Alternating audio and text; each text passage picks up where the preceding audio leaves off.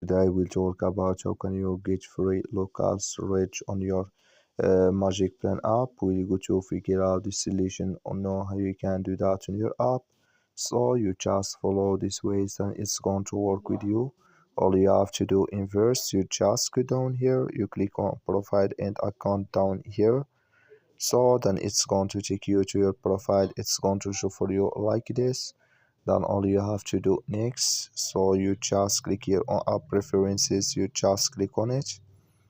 Then it's going to take you to next step here. It's going to show for you like this. Then all you have to do next, you just click here on free local storage here.